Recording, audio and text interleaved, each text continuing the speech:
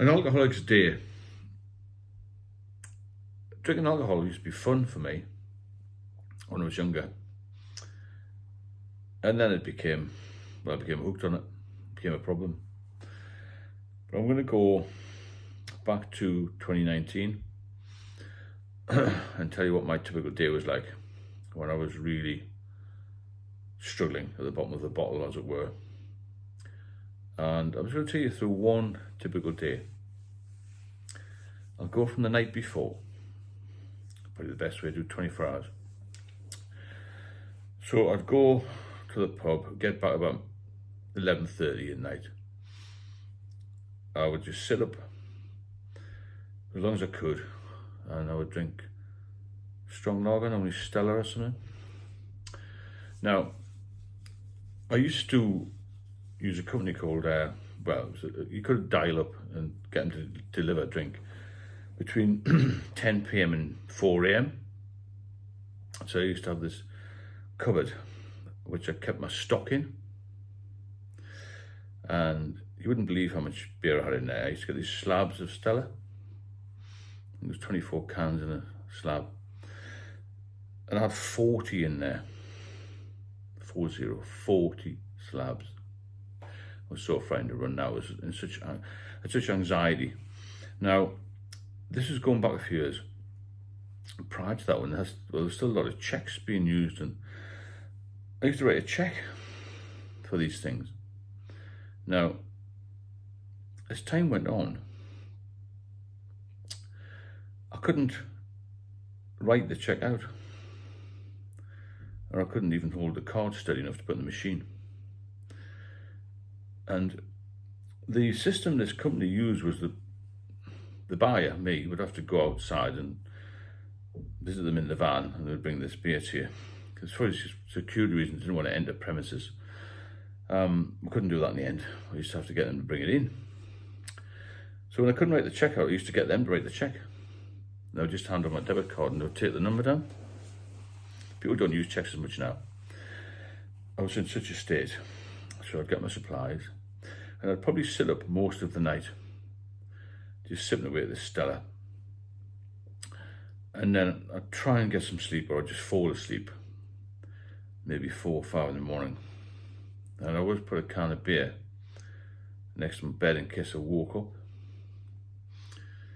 and I couldn't get the loo or whatever, because I used to think, well, I need a drink just to even walk. That's how bad it was 5 years ago. Now, eventually I'd get up at some point, maybe midday, and I used to feel terrible. Generally be sick, just be sick in a bile, all yellow gunge and whatnot, couldn't eat anything. And I used to mix the Stella with a lager with a little bit of lemonade, just so I get the first sips down. I'd be shaking so badly. Not my whole body, but my arms, and I couldn't hold anything with my right hand. I used to use my left hand, or even just dip my head into the glass a little bit, just to get a little bit down, or the can, try and hold it up, or even lie down and just pour a bit in. That's how bad it was. At this stage, I was having this ascites fluid. I didn't know what it was. Huge, inflated, distended stomach. I'd lost a lot of muscle mass, and I wasn't really eating very well. But I used to force myself every day to get out of bed. I didn't shower very much, just had a bit of a wash on my face, put some water in my hair, ruffled up a bit, didn't get a shave, rarely tidied the flat up, unless my daughter was coming up for the odd visit, which is very rare, because I think even my relationship with her was suffering. Because of the drinking, I was in this huge rut right at the bottom of it. So I'd sit just at the window of this flat and just look outside. Where I was, there's a main road, a semi-main or cut-through road, just to watch the world go by. And someone think, God, I wish I was out there. I can't get out there. That's how trapped I was. And then I used to have a few drinks. I used to listen to U2, they're my favourite band. And at the time, my iPad wasn't working very well. So I had about 3 songs on. I used to play them over and over and over again. You know, I thought I was going mad. about 4 o'clock, I thought, well, I've got to try and do something. I was still a little bit unsteady, but once I had a few drinks, any alcoholic will tell you this. If you've had a few drinks, your system will settle down, because your body's getting what it needs, or your brain is anyway. So I think, well, the guys I used to drink with would go to the local pub out between 4 and 5. I must go and get out of this flat. So I used to ring up the taxi firm. They knew exactly who I was. In fact, I went on an automatic system. I used to press 1, 2, 3, and it would just turn up, because it was recorded where I was going to, the local pub, Wetherspoon's pub. So I used to walk slowly to the car, get in the car as best I could, and go down to this pub, maybe for 5 o'clock, half 5. Have a couple of drinks. I started to drink Guinness then. I mainly just drank lager.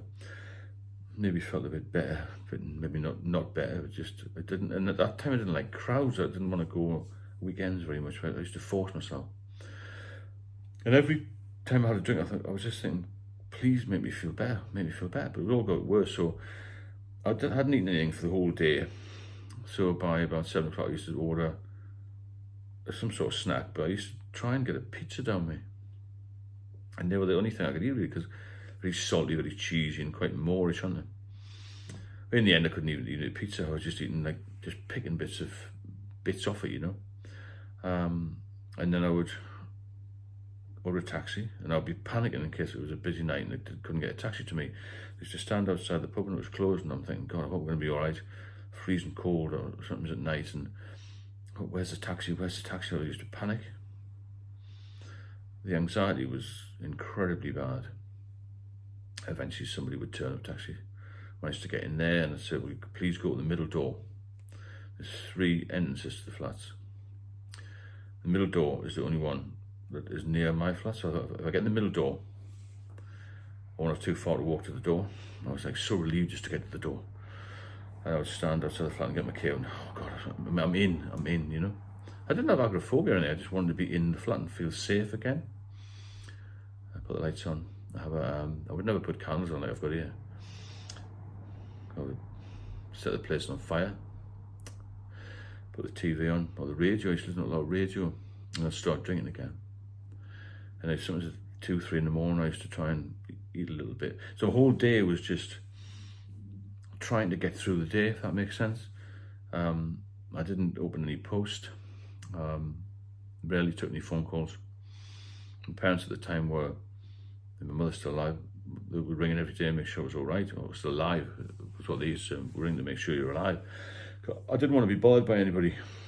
I didn't want to I didn't want people to see me in that state. And the bed that I had, the slats had more or less collapsed, so I wasn't sleeping properly. The bathroom was a mess. There'd been a leak in the bathroom, and the floor and it all crumbled away. I couldn't deal with any of that. At one point, there was rats in the flat. Seriously, rats. Managed to get the pest control out, but they always wanted to come early in the morning. I think, God, I can't have them early in the morning. I can't get out of bed, So sometimes they would come midday. That eventually got sorted out, but there was still this problem in the bathroom. I couldn't have a shower. Cooker was US, had a microwave. So sometimes when I got back at night, I used to try and microwave some soup. And one day I went as far as making some pasta, putting this pasta sauce in the microwave, and I spilled it on my foot, and the blisters were incredibly painful. I didn't go to hospital. Eventually they healed. I got somebody to get me some proper bandages. So when you're drinking that much and you get into the bottom, you don't even go to the doctors. Unless you're taken to the doctors. Somebody force you to go. And you just neglect your health. I was so close to dying. I've just seen today a guy who's a bit younger than me, I'll not name him obviously, who had the same consultant as me, and he didn't stop drinking. And he's so jaundiced. I haven't seen him for about 6 months. He's so jaundiced. He's virtually yellow. He won't have long to live. He's 53. He had the same issues as me, and I know that he won't last till Christmas.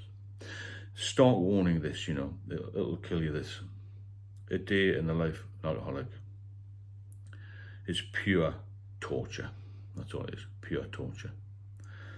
I don't mean to be the bringer of bad news, I'm just telling you my experiences, because I wish somebody had told me the real medical issues, the real problems you're going to have, not just medically, emotionally, physical. There's also financial problems. Your world will fall apart if you continue to drink. It will fall apart. So you've got to get a grip with this thing. Nobody tells anybody, until recently maybe, the real dangers. You know, we're all told about drugs, and this alcohol is the worst drug because it's so available, isn't it? I'll do another one if anybody wants any more information about a typical day. But the typical day is just survival. Surviving each hour, each minute. And when you're at that level of alcohol consumption, you can't stop. Because I did try and stop and I had seizures. So you're so frightened, you're going to have a seizure, you just won't stop. You can't stop. You've got to have medical intervention, really. All these things that I've seen on the internet about, you know, join this and we'll get you sober in 48 hours and all that, I don't believe it. That's my view. If it was that easy, everyone would do it, wouldn't it? And the hospitals wouldn't be full to bursting with people with alcohol-related liver disease, kidney problems, pancreatitis, strokes, heart attacks, accidents, blood disorders, all caused by alcohol. If you have any comments, please drop me a line. Please subscribe if you enjoy the channel. Keep watching the other videos as well. I try and post every day something a bit more cheery than this, because my life now is great. You know, I can look back with, well, reflective mode and think, well, you know, I cracked it. I survived. But I know the guy today won't, because these consultants know what they're talking about. I'm not a medic, I've just got practical advice for people. He was told to stop drinking 3 or 4 years ago. He tried to cut down. That's impossible for alcoholics. You cannot cut down. You've got to stop. And this guy I know will not survive more than another few months. God bless. But there you go. I'll speak to you soon.